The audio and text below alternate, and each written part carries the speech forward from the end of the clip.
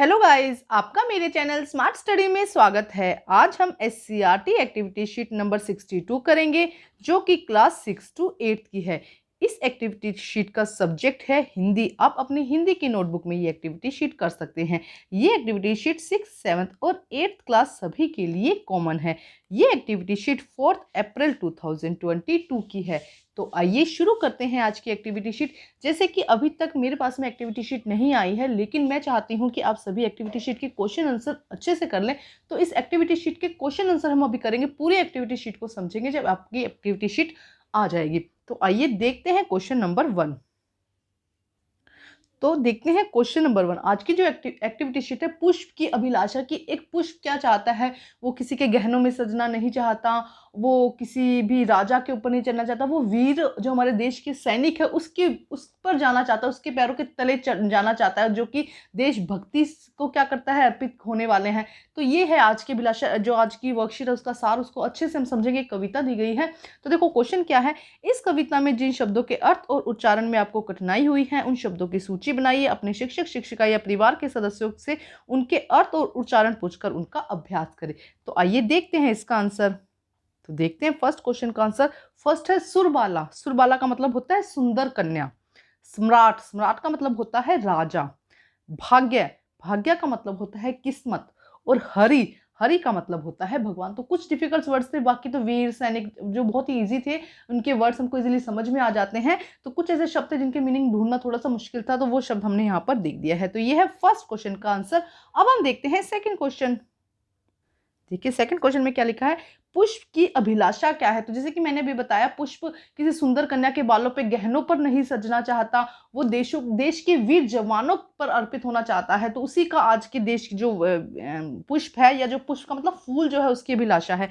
इस इच्छा का कारण क्या है? क्योंकि वो देशभक्त है ना, देश के लिए अपने आप को मर मिटाना चाहता है। यही रीजन कारण है। अपने साथियों और अध्यापक के साथ इसके बारे में 5 वाक्य लिखिए। आपको 5 वाक्य यहाँ पर लिखने हैं। तो आइए देखते हैं इसका आंसर। तो देखिए क्या लिखा है, पुष्प देश की सेवा में अपने आप को समर्पित करना चाहता है।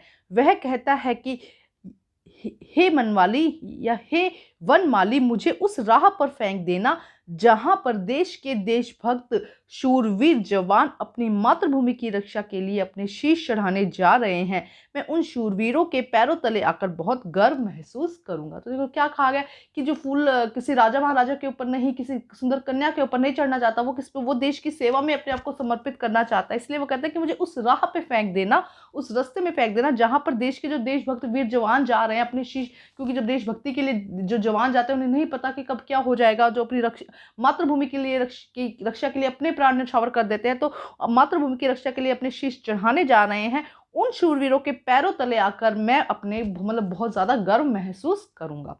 तो ये है क्वेश्चन नंबर सेकंड का आंसर। अब देखते हैं question number third. Question number third में देखो क्या कहा गया है, पुष्प शब्द के किन्हीं 3 पर्यायवाची शब्दों को लिखिए। तो पुष्प एक शब्द है, उसके पर्यायवाची शब्द वही आपको लोगों को पता है जिनके मीनिंग सेम होते हैं। तो आइए देखते हैं इसका आंसर। देखिए आंसर, पुष्प को फूल कहते हैं, सुमन कहते हैं, कुसुम कहते हैं, मंजरी कहते हैं, प्रसून कहते हैं, पुष्प कहते हैं, गुल कहते हैं। तो मैंने काफी सारे पर्यायवाची शब्द आप लोगों के लिए ढूंढ दिया। आप इनमें से कोई भी पर्यायवाची 3 शब्द अपनी जो आपको इजी लगते हैं वो अपनी नोटबुक में लिख सकते हैं। अब हम देखते हैं इस एक्टिविटी शीट का क्वेश्चन नंबर 4। क्वेश्चन नंबर 4 देखिए क्या कहा गया। क्वेश्चन नंबर 4 के अंदर ध्यान से देखते हैं हम।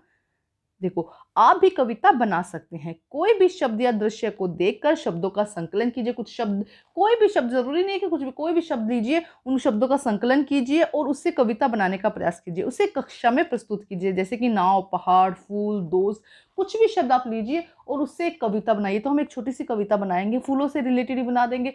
तो आइए देखते हैं इसका आंसर किस तरह से लिखेंगे, लेकिन आप एक्चुअल में वही लिखेंगे, आप अपनी कविता बनाकर यहाँ पर लिखेंगे। तो आइए देखते हैं इसका आंसर हम। देखो किस तरह से, प्यारे प्यारे फूल कितने कोमल कितने नाजुक, खींचे सबको अपनी ओर, खुशबू दूर दूर तक फैलाते, सबको अपने पास बुलाते। देखो 2 पैराग्राफ में पढ़ेंगे। पहाड़ में, विद्यालय में, सब जगह खिल जाते हैं। देखो एक बार फिर पहले इतना देखते हैं। कितने कोमल कितने प्यारे प्यारे फूल, कितने कोमल कितने नाजुक, खींचे सबको अपनी ओर, खुशबू दूर दूर तक फैलाते हैं, सबको अपने पास बुलाते हैं।